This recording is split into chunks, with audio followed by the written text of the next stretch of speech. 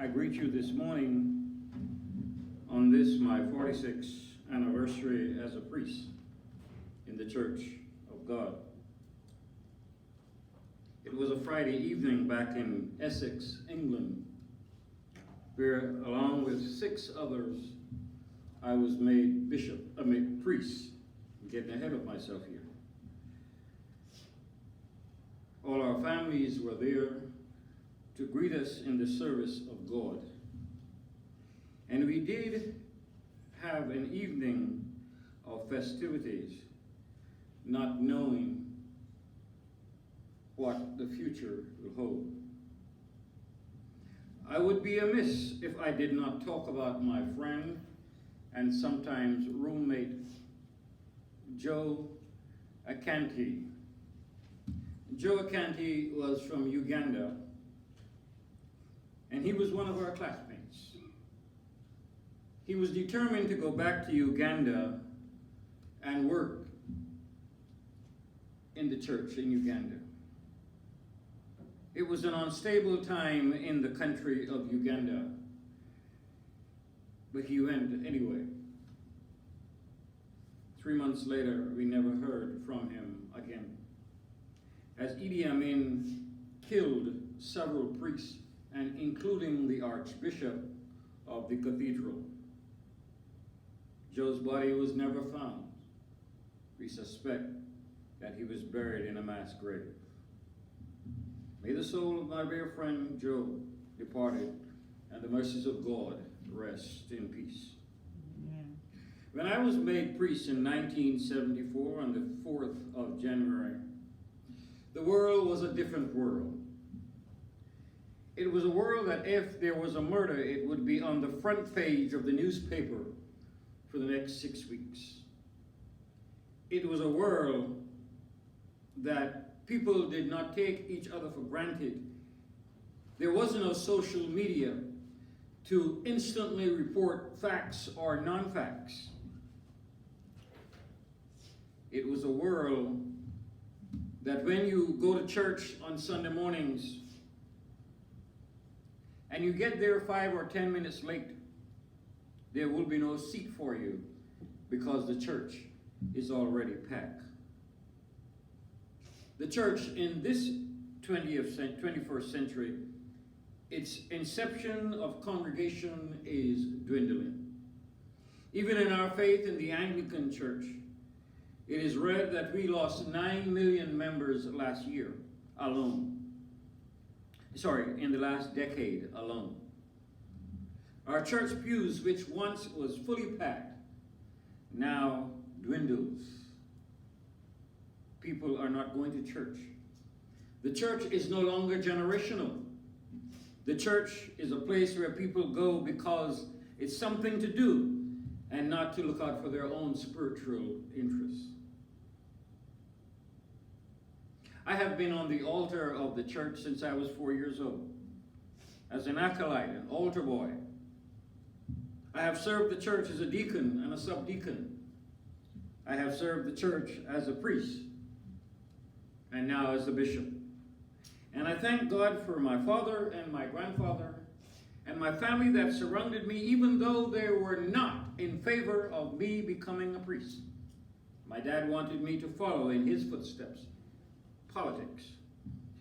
The call from God was more than the call from the Prime Minister or anyone else that was in power when I became of age. And there she was, a woman that I was told that I was getting married to, and she stood with me in my ministry from the day of ordination until the day she left. Tragically. I regret, that's my only regret now in this life of ministry. And to my dear beloved Jan, may the soul of you departed rest in peace. And then in 2003, the man I revered most, my father, he gave me everything. There was nothing that I ever needed When I was in school, my father would fly 8 hours to come and spend 2 hours with me in my dormitory, and then take a plane back for another 8 hours. And he did that every weekend for the first 6 months I was in seminary. I loved him so much. He was my rock. A man who did not pull any punches and let me know by the whip when I was wrong, even when I was right, and he thought I was wrong and I was right, but I still lost the battle. I thank him for that. And he departed from me in 2003.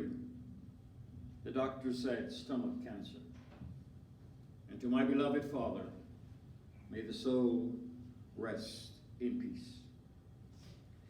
And then there was my mother, a darling of a woman to my father, and to me, one who cared deeply for her only child. She was a strict mother. Even at 36, when I was rude and said to her, "Woman, you must be crazy," I was standing up in her kitchen and I felt this thing hit me in my back. It was a broom from a little short woman. And then my father showed up a few minutes later and grabbed me by the collar and said, "Don't you ever talk to my wife like that again. Not your mother, my wife." It was a time of joy. It hurt a lot in 2008 when I traveled to Barbados. And I went to my home that I was raised in. And my mother told our housekeeper to call the police. There was a strange man in the house. I instructed our housekeeper to call the police. My mother had lost her faculties of memory and did not know who her only child was. It hurt beyond the pale. And I thank her always for loving me and caring me. Because without her, these 46 years would not have been possible. May my mom continue to rest in God's peace as she passed on in 2008. And then I look at the mysteries of our faith. And when I came to the United States, I did not come here to become a bishop. I came here to have a change of pace after losing my dear wife. But others had things in mind and brought me into the service. There's a picture that is in my office. There were 7 bishops standing behind me when I was made bishop in 1997. They stood there and introduced me to the world as bishop. Sadly, all 6 of those men are now gone. And I am left alone in that picture. Sometimes I take it down because I cannot look at it. But then when I look back at the picture and look at the things that are written about me, God has called me to his service for a reason. And that reason I still have to explore. 46 years is just a new beginning of the 50 years that is to come. And I pray God that as I continue to do his bidding and do his service, that he will give me strength to do it. Some Sundays I may preach to 20 people here, and then the next Sunday I may preach to 300 there. I'm going to start traveling again this year. I'm going to do 10,000 miles this year, traveling around the country, expressing my congratulations and faith to those priests that serve under my charge. And then, as you see in the news, our dear friends in Australia, my very, very dear friends, who were just visiting with me in October here. Their house is surrounded by fire. They have packed their trucks. The church has been put on hold for a minute. the wildfires, or they call them in Australia, the bushfires. And I got an email from Australia this week thanking me for my prayers and asking me to come visit soon. And I will go to Australia. It's a long flight, but I will go. I will also go to Tennessee and Minnesota this year. And in the next 2 or 3 weeks, I should travel to Boston and Fair Lawn, New Jersey, to continue that charge of ministry that God has given me. And in the end, I want to be able to say that I have done what God wanted me to do. Whether or not I make 50 years as a priest or a bishop is not. What I do today, it has the consequences of what I have to do and the charge that God has given me. I look beyond this. I look beyond the times when there were difficult times when I traveled. There were difficult times when I was in Suriname. And I was in the Attorney General's house in Suriname when the soldiers, there was a military coup going on, and I was sent there to help be a part of the negotiations. And I was in his kitchen with him, and the soldiers came in and shot him dead right next to me. But they left me alone because God knows I had a purpose to do. And I'm so pleased today. The one thing that I want to leave you with this morning is this: that whatever God's path for you in your life, you must fulfill it.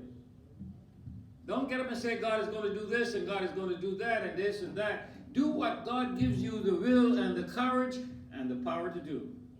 Let your voice be the reason of your wisdom. Let your words have countenance upon them. And everything that you do, be it in God's service or where you work, give it your best. Because that's all God requires of us, to give of our best. In the name of the Father, Son, and the Holy Spirit.